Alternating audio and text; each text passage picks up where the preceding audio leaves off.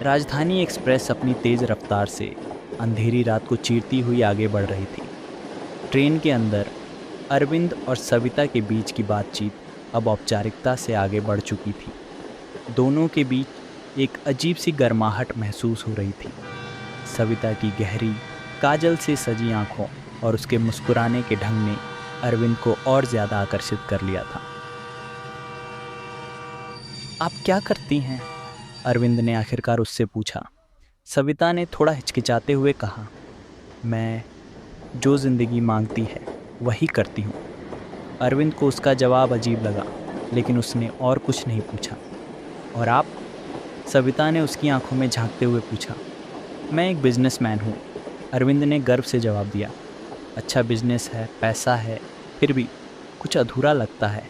क्या यह अधूरापन सच में है या मैं गलत सोच रही हूँ? अरविंद इस सवाल पर कुछ पल चुप रहा। फिर उसने एक लंबी सांस ली और धीरे से कहा, अधूरापन, हाँ यह है। बहुत कुछ है मेरी ज़िंदगी में, लेकिन खुशी नहीं। शायद इसीलिए मैं यहाँ हूँ, अकेले। सविता ने उसके इस जवाब पर हल्की मुस्कान दी। अकेलापन कभी कभी बहुत कुछ सिखा देता है। ट्रेन अब एक सुरंग में घुस चुकी थी।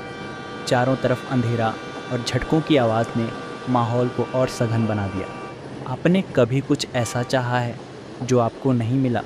सविता ने अरविंद की तरफ झुकते हुए पूछा। अरविंद उसकी आंखों में खो गया।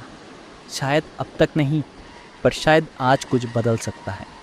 सविता ने धीरे से उसकी तरफ हाथ बढ़ाया।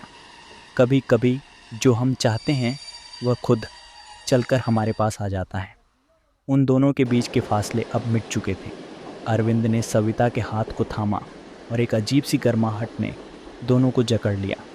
सविता की सांसें और तेज हो रही थीं और अरविंद का दिल इतनी ज़ोर से धड़क रहा था कि वह इसे महसूस कर सकता था। रात और गहरी हो चुकी थी। ट्रेन के बाहर एक वीरान स्टेशन पर रुकने की हल्की सी आवाज़ आई, लेकिन केबिन के अंदर सब कुछ स्थिर और उत्तेजना से भरा था। अरविंद ने सविता के करीब आकर उसे अपनी बाहों में ले लिया। उसकी अंगुलियां सविता के चेहरे पर फिसलने लगीं और सविता ने एक पल के लिए अपनी आंखें बंद कर लीं। लेकिन उसकी आंखों के पीछे खेल का एक अलग ही दृश्य चल रहा था। तुम्हारे जैसा कोई पहले कभी नहीं मिला, अरविंद ने धीमे से कहा। सविता ने धीरे से मुस्कुराया। शायद इसीलिए यह सफ़र तुम्हारे लिए ख़ास होगा। उनकी निकटता उस रात को एक नई दिशा में ले जा रही थी, लेकिन सविता के दिमाग में कुछ और ही योजना थी।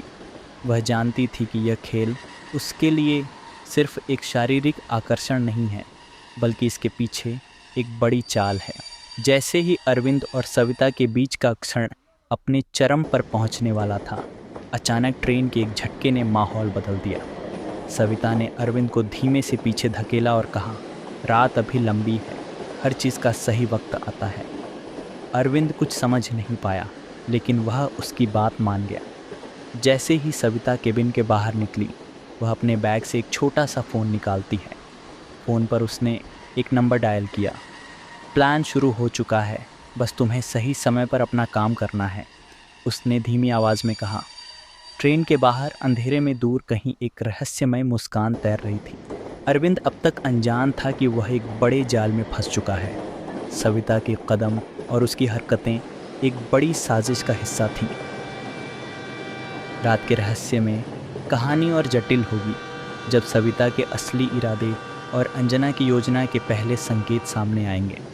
साथ ही ट्रेन के दूसरे यात्री भी कहानी में अहम भूमिका निभाने लगेंगे।